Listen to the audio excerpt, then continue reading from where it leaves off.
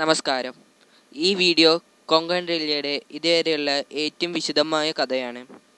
ഇന്ത്യയിൽ എഞ്ചിനീയറിംഗ് അത്ഭുതങ്ങളിൽ ഒന്നായ ഈ പദ്ധതിക്ക് പിന്നിൽ വലിയ ബലിദാനങ്ങളും കടന്നുപോയ സംഘർഷവും ഉണ്ടായിരുന്നു. ഇതിൻ്റെ ഒരു ഘട്ടം നമുക്ക് ഒരുമിച്ച് നോക്കാം. 1920 കാലങ്ങളിൽ ആദ്യമായി കൊങ്കൺ തീരദേശ റെയിൽവേ പാതയുടെ ആശയമുണ്ടായിരുന്നു. ബ്രിട്ടീഷ് ഭരണകാലത്ത് ചില പ്രാഥമിക സർവേകൾ നടന്നെങ്കിലും യാതൊരു നിർണായ നടപടികളും ഉണ്ടായില്ല.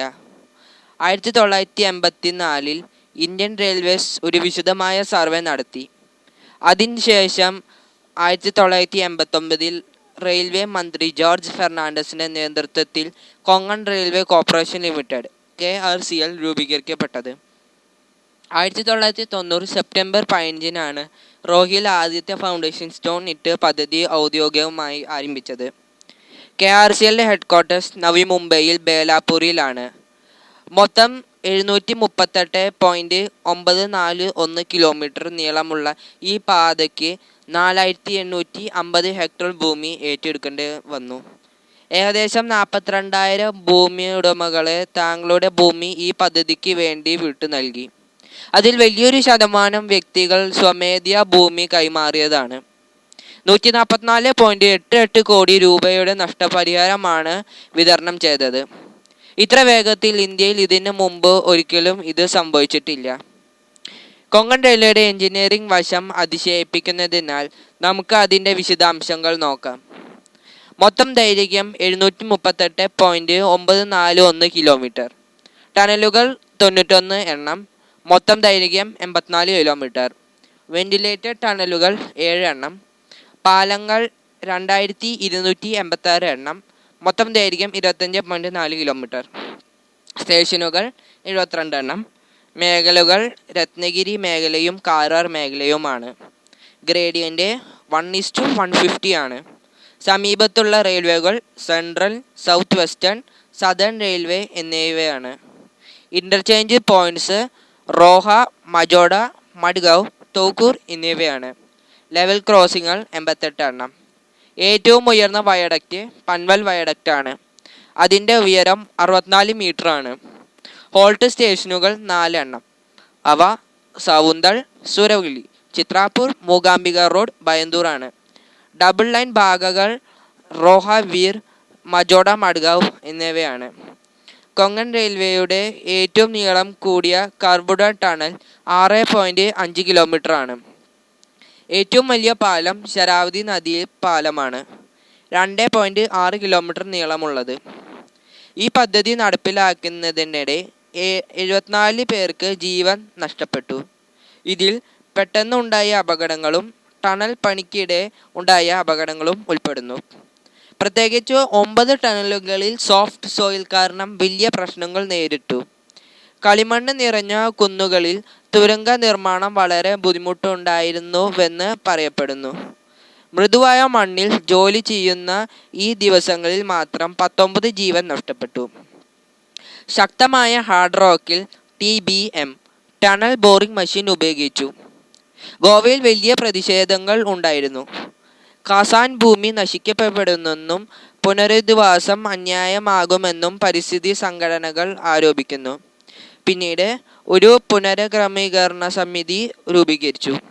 ഇതിൻ്റെ തുടർന്ന് കേസ് ഹൈക്കോടതിയിലെത്തി. പക്ഷേ അത് തള്ളിപ്പോയി. കുറേ ദിവസത്തേക്ക് പൂർണ്ണമായി നിർമ്മാണം നിർത്തിവെക്കേണ്ടി വന്നതും ഇതുകൊണ്ടാണ്. പദ്ധതി പൂർണ്ണമായി പൂർത്തീകരിക്കാൻ 8 വർഷമെടുത്തു. വിവിധ ഘട്ടങ്ങളായി ഉദ്ഘാടനം നടന്നു. 1993 റോഹ, വീർ, തോക്കൂർ, ഉടുപ്പി. 1995 വീർ, കേഡ്, ഉടുപ്പി, കുന്താപുര. 1996 കേഡ്, സാവന്ത്വാടി. 1997 കുന്താപുര, പെർണം. 1998 ജനുവരി 26 റോഹ, തോക്കൂർ മുഴുവനായി പ്രധാനമന്ത്രി അടൽ ബിഹാരി വാജ്പേയിയുടെ നേതൃത്വത്തിൽ ഉദ്ഘാടനം ചെയ്തു. 1998 മെയ് മുതൽ യാത്രക്കാർക്കുള്ള സർവീസസ് ആരംഭിച്ചു. ഇന്ത്യയിൽ ആദ്യമായി roll on roll off services നടപ്പിലാക്കിയതും കൊങ്കൺ റെയിൽവേയിലൂടെയാണ്. 1999 കോലാഡ് വെർണ റൂട്ടിൽ ട്രക്കുകൾ റെയിൽവേ പാതയിലൂടെയും കടന്നു പോകാൻ തുടങ്ങി. 2004 സൂറത്കൽ വരെ വ്യാപിപ്പിച്ചു. 2009 വരെ 1.6 മില്യൺ ട്രക്കുകൾ ഇതിലൂടെ 120 കോടി വരുമാനവുമായി ഉണ്ടാക്കി. മഴക്കാലത്ത് കൊങ്കൺ തീരദേശത്ത് തീവ്രമായ ജിയോളജിക്കൽ പ്രശ്നങ്ങൾ ഉണ്ടാവുന്നു. പലതവണ ടണലുകൾ തകർന്നിട്ടുണ്ട്. ലാൻഡ് സ്ലൈഡുകളും ഉണ്ടായിട്ടുണ്ട്. ഉദാഹരണത്തിന് പെർണം ടണൽ തകർന്നപ്പോൾ 9 തൊഴിലാളികൾ മരണപ്പെട്ടു. അതിൻ്റെ ശേഷം കോർപ്പറേഷൻ ഒരു പ്രത്യേക മൺസൂൺ ടൈം ടേബിൾ ഉണ്ടാക്കുകയും റോക്ക് ഫോൾ ഷെൽട്ടേഴ്സ് സ്ഥാപിക്കുകയും ചെയ്തു. അതേസമയം തൊഴിലാളികൾ സൈറ്റ് ഉദ്യോഗസ്ഥന്മാരും പലതരത്തിലുള്ള ബുദ്ധിമുട്ട് അനുഭവിക്കുകയായിരുന്നു. പ്രത്യേകിച്ച് ആ കാലത്തിൽ കാറുകളോ ജീപ്പുകളോ ലഭ്യമല്ലാത്ത പ്രദേശങ്ങളിൽ. ബജാജ് അവരുടെ കവസാക്കി ബൈക്കുകൾ നൽകി. അവ അക്ഷരാർത്ഥത്തിൽ ഒരു സ്ഥലത്ത് എത്തിച്ചേരാനുള്ള ഒരു ലൈഫ് ലൈനായി മാറി. ഈ ബൈക്കുകൾ ഉപയോഗിച്ച് ജോലി ചെയ്യുന്ന എഞ്ചിനീയർമാർ മലകളും താഴ്വരകളും താണ്ടി ടണലുകൾ വരെ സമയത്ത് എത്തിയിരുന്നു. ഒരിക്കൽ ഒരു എഞ്ചിനീയർ പറഞ്ഞതുപോലെ, ഞങ്ങൾക്ക് ആശ്വാസം ബജാജിൻ്റെ ബൈക്കുകളായിരുന്നു. ബൈക്കുകൾ ഉപയോഗിച്ച് സർവേ ഉപകരണങ്ങൾ, ഭക്ഷണം, ജലം, ഡ്രോയിങ്ങുകൾ മുതലായവ മെറ്റീരിയലുകൾ ടണലുകളിലേക്കും കുന്നുകൾക്ക് മുകളിൽ ഉള്ള സ്റ്റേഷനുകളിലേക്കും എത്തിയിരുന്നു. പലപ്പോഴും മഞ്ഞ് പെയ്യുന്ന രാത്രിയിലും വഴിയില്ലാത്ത പാതയിലൂടെയും യാത്ര ചെയ്തത് ഇവരാണ്. ബജാജിൻ്റെ ഈ സംഭാവന പലർക്കും അറിയപ്പെടാതെ പോയ അനുമോദനാർഹമായ പങ്കാണ്. ഇന്ത്യ കൊങ്കൺ റെയിൽവേ മുഴുവനായും വൈദ്യുതീകരിച്ചു. പുതിയ റോളിംഗ് സ്റ്റോക്ക് കൊണ്ട് അതിൻ്റെ സ്പീഡ് 160 km/മണിക്കൂർ വരെ ആക്കാനുള്ള സാധ്യതയുണ്ട്. 2017 George Fernandes institute of tunnel technology മഡ്ഗാവിൽ സ്ഥാപിച്ചു. ഇതിൻ്റെ ഒരു വലിയ ഭാഗം വിജയമാക്കുന്നത് പിന്നിൽ നിൽക്കുന്ന ഒരു മനോഹര നാമമാണ് ഇ ശ്രീധരൻ.